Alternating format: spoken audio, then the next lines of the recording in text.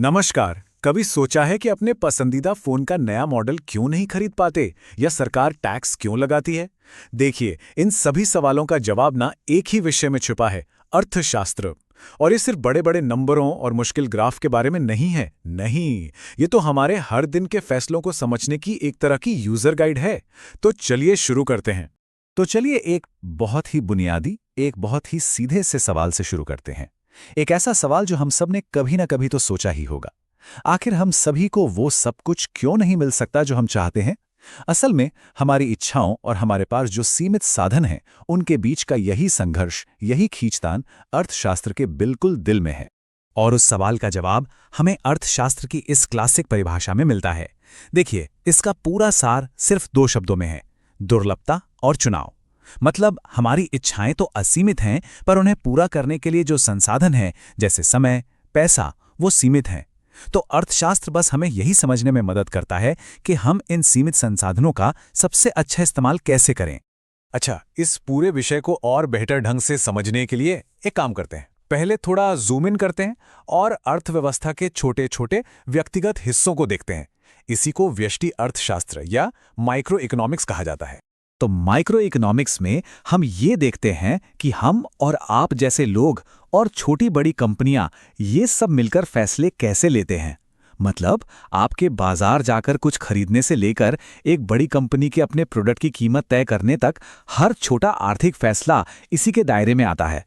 Micro economics में एक बहुत जरूरी कॉन्सेप्ट है मांग। ये बस ये बताता है कि किसी चीज की कीमत और लोग उसे कितना खरीदना चाहते हैं, इसके बीच क्या रिश्ता है। जरा सोचिए, अगर आपके पसंदीदा पिज्जा की कीमत अचानक डबल हो जाए तो क्या होगा? जाहिर है आप उसे कम खरीदेंगे, है ना? बस यही मांग का नियम है। जब कीमत बढ़ती है तो मांग घट जाती है। और फिर आता है सिक्के का दूसरा पहलू, यानी आपूर्ति। ये बेचने वालों के नजरिए से है। ये किसी चीज की कीमत और बनाने वाले उसकी कितनी मात्रा बेचना चाहते हैं, इसके बीच का रिश्ता है। और ये तो स्वाभाविक है कि जब किसी चीज की कीमत ज्यादा मिलती है तो बनाने वाले उसे और ज्यादा बनाना और बेचना चाहते हैं। अब देखिए, असली मजा तब आता है जब ये दोनों ताकतें, मांग और आपूर्ति, एक दूसरे से मिलती हैं। जिस पॉइंट पर ये एक दूसरे को काटती हैं, उसे बाजार संतुलन कहते हैं। ये वो जादुई पॉइंट है जहां खरीदार जितना खरीदना चाहते हैं, बेचने वाले ठीक उतना ही बेचना चाहते हैं। और इसी से बाजार में किसी भी चीज की कीमत तय होती है। हाँ, ये भी सच है कि सारे बाजार एक जैसे नहीं होते। एक तरफ होती है पूर्ण प्रतियोगिता। सोचिए एक किसान मंडी जहां बहुत सारे लोग एक जैसी सब्जी बेच रहे हैं और कोई एक अकेला कीमत तय नहीं कर सकता। और दूसरी तरफ है एकाधिकार, जहां बेचने वाला सिर्फ एक ही है, जैसे मान लीजिए आपके इलाके की बिजली कंपनी। ज्यादातर बाजार इन्हीं दो एक्सट्रीम्स के बीच में कहीं काम करते हैं। ठीक है, तो हमने व्यक्तिगत स्तर पर चीजों को देख लिया है। अब चलिए जरा जूम आउट करते हैं और पूरी बड़ी तस्वीर को देखते हैं। और ये हमें ले आता है समष्टि अर्थशास्त्र यानी मैक्रो इकोनॉमिक्स की दुनिया में। माइक्रो इकोनॉमिक्स से अलग मैक्रो इकोनॉमिक्स किसी एक व्यक्ति या कंपनी पर नहीं, बल्कि पूरे देश की अर्थव्यवस्था पर नजर डालता है। ये वो बड़े बड़े सवाल हैं जिनके बारे में हम रोज खबरों में सुनते हैं, जैसे देश की कुल आय क्या है, बेरोजगारी दर कितनी है और महंगाई क्यों बढ़ रही है। कोई भी अर्थव्यवस्था कभी सीधी रेखा में नहीं बढ़ती।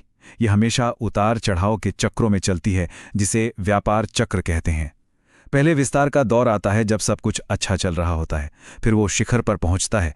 इसके बाद संकुचन यानी मंदी का दौर शुरू होता है और आखिर में गर्त यानी सबसे निचले स्तर पर पहुंचकर अर्थव्यवस्था फिर से उठना शुरू करती है। ये एक तरह की प्राकृतिक लय है। तो भाई, जब अर्थव्यवस्था में ऐसे उतार चढ़ाव आते हैं तो इसे संभालने के लिए दो मेन टूल किट होते हैं। एक है राजकोषीय नीति, जो सरकार के हाथ में होती है। सरकार अपने खर्च और टैक्स को बदलकर इसे इस्तेमाल करती है। और दूसरी है मौद्रिक नीति, जो देश के केंद्रीय बैंक का टूल बॉक्स है, जिससे वो ब्याज दरों और पैसे की सप्लाई को कंट्रोल करता है। लेकिन क्या अर्थशास्त्र को देखने का नजरिया हमेशा से ऐसा ही था? बिल्कुल नहीं। चलिए जरा समय में पीछे चलते हैं और देखते हैं कि इन विचारों का विकास हुआ कैसे। इसकी शुरुआत हुई 1776 में एडम स्मिथ के अदृश्य हाथ के विचार से कि बाजार को अकेले छोड़ दो, वो खुद ही सबका भला कर देगा। लेकिन जब औद्योगिक क्रांति के साथ असमानता बढ़ी तो कार्ल मार्क्स जैसे विचारकों ने इसकी आलोचना की। असली बड़ा बदलाव आया 1930 की महामंदी के बाद, जब जॉन मेनार्ड कीन्स ने कहा कि नहीं, अर्थव्यवस्था को बचाने के लिए सरकार का दखल देना जरूरी है।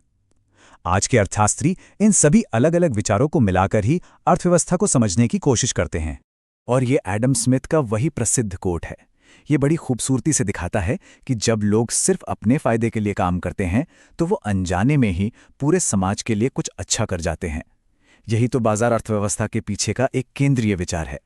तो हमने देखा कि अर्थशास्त्र क्या है, लेकिन ये समझना भी उतना ही जरूरी है कि ये सिर्फ पैसे, स्टॉक मार्केट या बैंकों के बारे में नहीं है। नहीं, असल में यह सोचने का एक तरीका है, एक चश्मा है जिससे हम जीवन के लगभग हर पहलू को देख सकते हैं।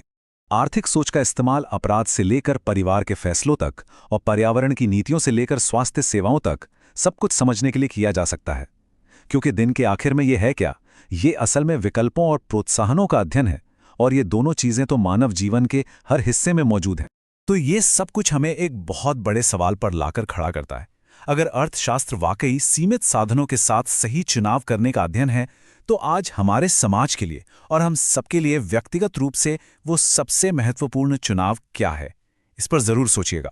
देखने के लिए बहुत बहुत शुक्रिया।